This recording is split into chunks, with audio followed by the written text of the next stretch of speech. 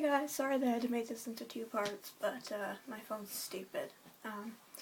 Anyway, so as I was saying, the most horrible moment of my life, or couple of months, sorry. From November to March, my depression was really bad. I mean, I was hiding it though. I wasn't telling anybody. I wasn't venting. I wasn't seeing a psychiatrist or a therapist at the moment because they're really hard to find for my age group. So I really had nobody to talk to. You know, when I couldn't go to my mom, couldn't go to my sister, that kind of thing. So I was scared that they were going to overreact, or maybe even tell me to just stop, that kind of thing. So I, kept it inside and I didn't vent to anybody. And from November to March, those couple of months were really bad. I mean, I lost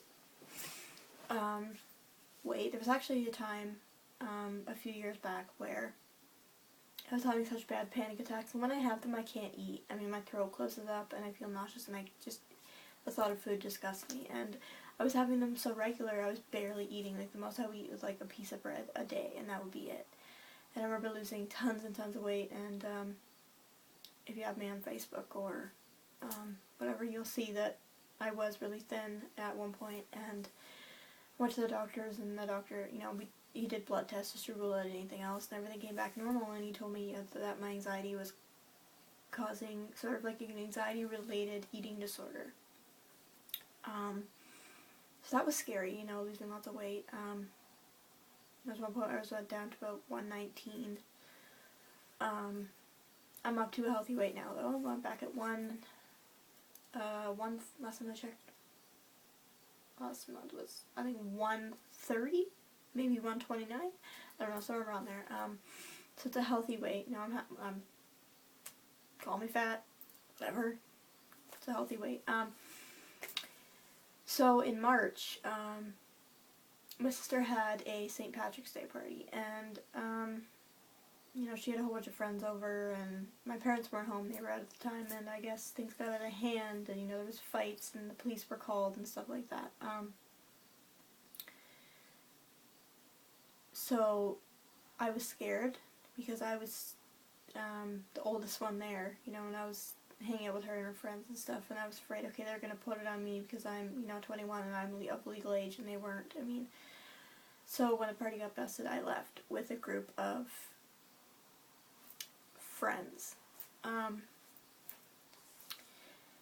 ended up going back to this guy's house and,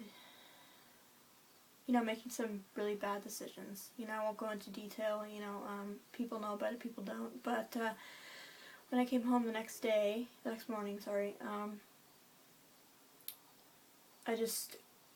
I felt there was like this weight on my chest. It wasn't a panic attack, it was nothing, and I thought, okay, I'll relax. I went to sleep because I didn't sleep that whole night, I don't think. At least I don't remember. And when I woke up, it just felt like my entire world was crashing down on me. I mean, I felt like I wasn't going to get out of this alive, and even if I was going to suffer. So on my bedside table is usually where I keep my medication, like the ones that I have to take as needed, or the ones I take before bed. And I remember sitting there and I thought, yeah, this is it. All this depression and stuff just came flowing at me, and it came out all in a giant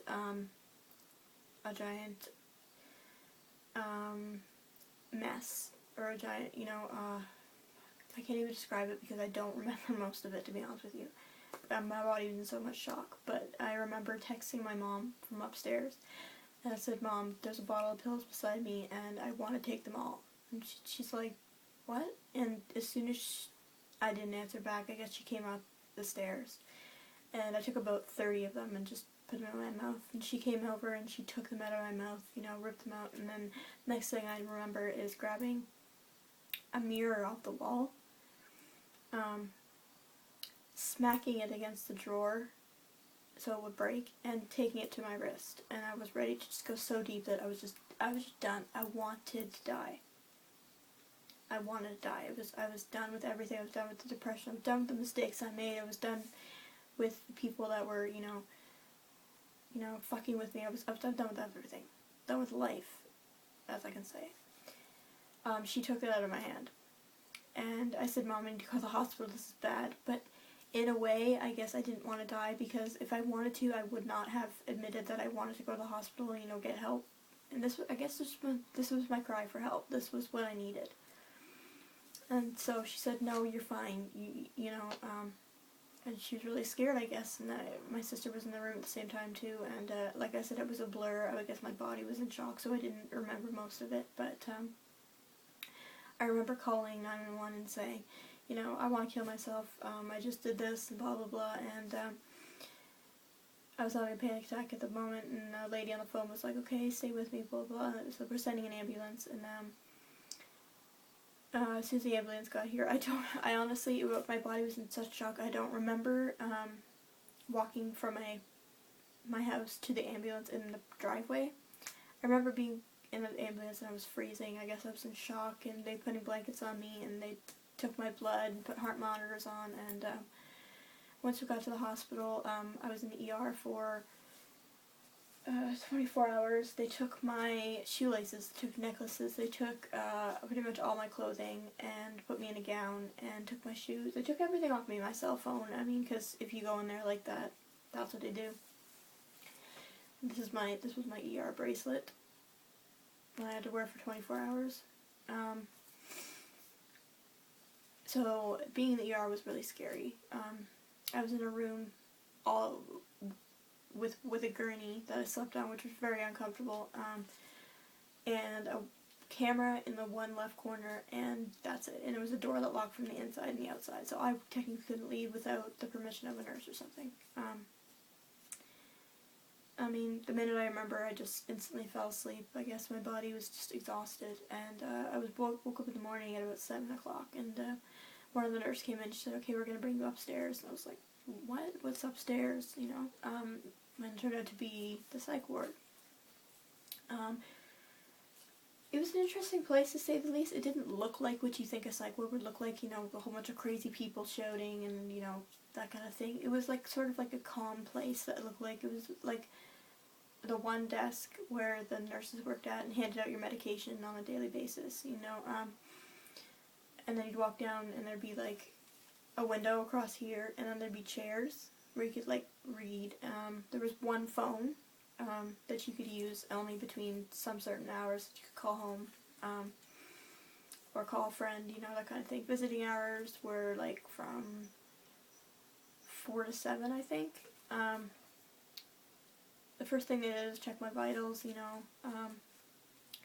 my blood pressure was really high when I went in because of my panic attack, so they gave me this pill and I put it under my tongue. And I fell asleep for approximately 18 hours. And I woke up in the bed, a hospital bed, which are really uncomfortable. I was introduced to my roommate, I was introduced to my nurse, I was introduced to new medication, which is kind of scary.